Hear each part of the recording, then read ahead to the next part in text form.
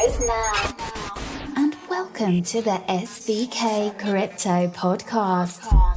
15 minutes of crypto fame. My name's Charles Story. I will be your host the next 15 minutes. We're coming live from the city of London, so let's get down to business. Today's Friday, the 19th of January 2018. Bitcoin is currently trading at $11,966, up 3% in the last 24 hours. And what a ride it has been for Bitcoin in the last 24 hours. We saw the low points, around 11,177, gradually making its way to 11,600, dropping back down to kind of 11,400, and then slowly but surely making its way up to the current price it's at the minute. It's interesting because the Bitcoin's dominance in the whole crypto market, which is around $600 billion, is falling down. It fell down about 0.3% in the last 24 hours. And as we see the prices rise in the altcoin markets, we normally see Bitcoin's dominance slightly fall off a little bit. And I remember reporting around 2 months ago, Bitcoin's dominance was around 58%. It's a huge dominance in the market space. And we're seeing it at the minute at 33.7%. So that's coming off slightly. But as anyone that was at the Data Dash meetup last night, like I was, and I want to say a big thank you to everyone that came up to me and to all the listeners out there. I didn't realize how many there were in London alone. But I want to say a big thank you for the guys that came up to me. But anyone that was at the meetup, I believe that it was a real solid Bitcoin bullish crew, which is great to be around. So big thanks to anyone that said hello yesterday. Ethereum is currently trading at $1,083, up 3% in the last 24 hours. Ethereum's low point was around $1,003 in the last 24 hours, and gradually, like Bitcoin, making its way up slowly but surely to the current price of $1,083, up kind of 3%. The current market cap for Ethereum is interesting. It's $105 billion. I remember looking at it when it was, I don't know, 5 billion. So the market cap's just growing enormously. And there's a big question out there is when will Ethereum take over Bitcoin? Now, that doesn't mean over price. So Ethereum going to $10,000, $12,000 per Ethereum. When people say that, they mean when will it take over the market cap? And I think that's a real key point that a lot of people probably don't understand yet. That's what kind of people mean. And it's a good question. Let me know your thoughts on that, actually. I'll be interested to hear. Remember to give me an email and tweet at SVK_crypto. Remember to email myself, cstory, CSTORRY at svkcrypto.com with your thoughts on the subject.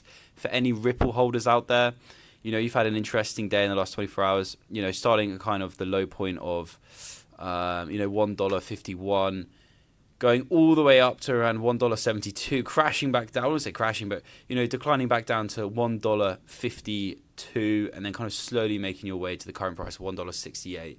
Up 8% in the last 24 hours. Current market cap of $64 billion. Ripple's an interesting player. It's not something we at SVK Crypto are big believers in, but I think for a short-term position, I think that it could have a great upside if you were to do so in the short term, though. And it's not something, as I said, we believe in, and it's not something that we hold per se. But listen, this isn't financial advice. This is just our in-house view and what we're currently looking at and the levels. Dash is currently trading at $866, up 4% in the last 24 hours. Current market cap around $6.7 billion. Had a low point of kind of 811, 805. Slowly making its way back up to the current price of $866. Dash had a really interesting story breakout in the last 24 hours. The Arizona State University partners with Dash to fund research scholarships. Interesting way for them to actually find developers, because developers are needed in the space. So what they're doing is they're funding scholarships at universities that are well known for having good tech students in, that aren't MIT, so on and so forth, but ones they can actually partner with, and obviously looking to breed new Dash developers, which is great. Neo, as everyone knows, I'm very bullish for Neo, and I'm a big fan of it. We at SVK Crypto are also big fans of it. It's currently traded at $148. It's up about kind of 0.5%, 1%, 0.5%. The current market cap is $9.6 billion. Kind of the lows of the last 24 hours have been at $135, and it's kind of slowly rebounded up and then kind of come back down a little bit as well. Well, that's the levels. With that in mind, let's jump to the next part of the show. Crypto News Flash. Find crypto news stories from around the world. SEC outlines reasons for reluctance to list cryptocurrency ETFs. A hot story giving their ideas of why they shouldn't do so. So let's jump in and find out their views. Companies that wish to list exchange-traded funds, ETFs, linked to cryptocurrencies may now find the approval process hindered by additional concerns from the US Securities and Exchange Commission, the SEC, according to a staff letter issued by the regulator. Responding to two investment associations on January 18th, the public letter is written by Dahlia Blas, director of SEC's Division of Investment Management. While the division has seen growing interests from proponents of mutual funds and ETFs that hold value in cryptocurrencies, the letter states that there are significant investor protection issues that need to be examined before sponsors begin offering these funds to retail investors. According to Blas, the agency's concerns mainly focus on 5 areas: valuation, liquidity, custody, arbitrage, and potential manipulation. As the letter pointed out, for example, the SEC needs to evaluate how a cryptocurrency-related ETF can be fairly priced given the volatility of cryptocurrency prices and amid technological changes, such as blockchain forks. In addition, liquidity remains another top issue that needs to be examined, in particular, how such innovative products can be redeemed by retail investors on a daily basis. The letter states, until the questions identified can be addressed satisfactorily, we do not believe that it is appropriate for fund sponsors to initiate registration of funds that intend to invest substantially in cryptocurrencies and related products, and we have asked sponsors that have registration statements filed for such products to withdraw them. Blas' comments come from following several recent filings with the SEC from firms seeking to list cryptocurrency-related ETFs. As reported by CoinDesk this month, some of these filings have been subsequently withdrawn, with the companies involved citing the regulated concerns of evaluation and liquidity. Last year, the SEC also rejected a request for a Bitcoin-tied product proposed by noted Bitcoin investors Cameron and Tyler Winklevoss. A great story. Let's get on to the next one. Bitcoin Cash trading pairs open at cryptocurrency exchange. This story is going to be loved by all the Bitcoin Cash holders out there, so let's jump in. KuCoin, cryptocurrency exchange, announced the launch of new Bitcoin Cash trading pairs. The trading started on January 17, 2018 at 22 p.m. UTC plus 8, reports the company press release. The exchange management decided to open new trading pairs for Bitcoin Cash as a response to their community requests. 6 pairs to start with. The KuCoin, a multi-cryptocurrency exchange based in Hong Kong, recently revealed its plans to add Bitcoin Cash market, enabling users to trade Bitcoin Cash pairs. All KuCoin traders will have access to 6 trading pairs: KCS to Bitcoin Cash, ACT to Bitcoin Cash, DAT to Bitcoin Cash, XAS to Bitcoin Cash, UTK to Bitcoin Cash, and DENT to Bitcoin Cash. KuCoin states that it's the first cryptocurrency exchange to offer this. In the first week of 2018, KuCoin's traffic has tripled, currently at 500,000 users, as reported by Anything Crypto on January 11th. Previously, Bitstamp Bitcoin Exchange, based in Luxembourg, started trading Bitcoin Cash to Bitcoin, Bitcoin Cash to Euro, and Bitcoin Cash to US dollar. On December 5th, 2017, CoinX Exchange, based in the UK, announced similar plans in early December 2017. The KuCoin Exchange also revealed its plans to launch the following trading pairs: Bitcoin to RPX, Bitcoin to QLC, Bitcoin to DBC, Bitcoin Cash to BNTY, Bitcoin Cash to DRGN, Bitcoin Cash to LTC, and Bitcoin Cash to PRL. The exact date and of the start of this trading is yet to be specified. So along with the trading pairs launch, the KuCoin Exchange announced a huge promotion for all traders with giveaways of more than $350,000 worth of tokens, plus 5 Bitcoins in its giveaway. Any trader has a chance to win the reward in relevant tokens. There are 4 kinds of competitions listed in the announcement text. The exchange created a special Telegram chat to support traders. So, KuCoin was launched on September 15th, 2017, and it operates on a crypto-to-crypto basis, which means that no fiat currencies are supported. Its digital assets portfolio is pretty extensive, and besides, the platform uses KuCoin shares, KCS, in a similar way to Binance, says Captacoin website in its review. Qcoin does not offer a margin trading and not disclose whether there is a minimum investment required. The exchange offers 24/7 customer service and is known for posting coin pairs before they hit other major cryptocurrency exchanges. The founding team of Qcoin Exchange has carried out research on blockchain technology as early as 2011 and achieved the technological architecture of Qcoin Exchange platform in 2013, says the exchange's official website. Great story.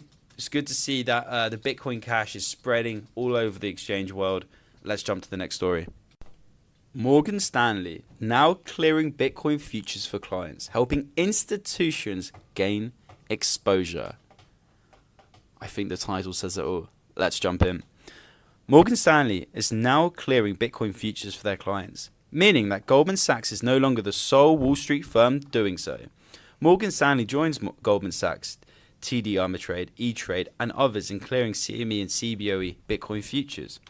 The reaction of the Bitcoin community has been divided over the creation of regulated Bitcoin futures, with some suggesting manipulation of the underlying Bitcoin market. However, it's not clear that more Wall Street firms that get involved in anything related to Bitcoin, the more the legitimacy it gives to digital currency. Institutional investors. Morgan Stanley Chief Financial Officer Jonathan Pruzan said the brokerage was mostly concerned with servicing its institutional clients. I wouldn't say it's been a lot of activity, but it's for core institutional clients who want to participate in a derivative transaction. Given indications that institutional investors may be starting to play a much greater role in the Bitcoin markets, this is significant. If such institutions become interested in acquiring Bitcoin, the price will certainly soar. Indeed, Coinbase is targeting just such clients with their Coinbase custody products. Coinbase CEO Brian Armstrong believes institutional investors may be ready to invest as much as $10 billion. Great story. Let's get on to the top Twitter tweet of the day. Top Twitter tweet of the day. The top Twitter tweet today, and you're not going to believe this, goes to the European Central Bank, and you can go follow them at ECB. And here is the tweet. Could Bitcoin offer a viable alternative to traditional currencies? Join in our third ECB Youth Dialogue and tell us what you think. And they had a questionnaire attached to this. So 3% don't know, 9% maybe, 13% no, 75% yes. Great tweet. Let's jump to the next one. So the next tweet is from Max Kaiser. Max Kaiser is killing the top sort of tweet this week. You can go follow him at Max Kaiser, and here's the tweet. Regulators won't impose meaningful deterrence to stop serial financial terrorists like HSBC. 100 years ago, vigilantes would hunt down these execs and execute them. Today, we buy Bitcoin instead. Great tweet, humorous as always. Let's get onto the current crypto global view. SVK's current global crypto view. All right, so we're going to be looking at the DADI ICO, DADI. I met the technical director by the name of James last night at the Data Dash meetup. So I thought I would kind of come back with a few more notes on this ICO. So to kick things off, DADI is an ERC20 token, which means it's based on the Ethereum blockchain. They're a decentralized platform for web services, democratizing computational power. The technology finds the closest source of computational power and distributes tasks accordingly. Computational power can derive from a smartphone all the way up to a supercomputer and can sell their computational power as a miner. Platform users benefit in a significant reduction in cost, better security, and better performance. Competitors are AWS, Microsoft Azure, and Google Cloud. The DADI has a supportive roadmap for the price of the token, with alpha phase releases of the core verticals that make up the network being released in Q1 and Q2 of 2018, and the network launch to take place in Q3 2018. Users can access a platform that has a far greater geographical reach, and that is far cheaper use than existing cloud services. Okay, so token price will be supported by growing demand for cloud servers. DADI is targeting a price point that is 90% cheaper than traditional services, with anyone with a laptop, game console, smartphone, etc. can earn money by donating computational power to the network. Okay, so on a fully diluted basis, it'll have a market cap of $50 million. Circulating market cap is $30 million. It is actually a UK incorporated company with 18 team members and a monthly reoccurring revenue of $165,000 and has been profitable since incorporation. So it's been doing very well as its own independent company, and it's decided to have an ICO to fund this new project they're working on. Strong team. Joseph Dean, he founded Airlock Technology. Technical director James Lambie, who I met last night, previously worked at Barclays as their lead developer and the lead developer of the BBC as well. So that's a wrap. I got to bounce. Have a fantastic weekend. Remember to stay tuned. Remember to like us and subscribe to all of our podcasts and tweet us at SVK_crypto. Email myself, cstory@svkcrypto.com, CSTORRY @svkcrypto.com. It's been emotional once again. That's a wrap. I'm out. You've been listening to an SVK Crypto podcast original. Follow us on Twitter at SVK_crypto. Email us on cstory@svkcrypto.com. Leave us a message on our website, www.svkcrypto.com.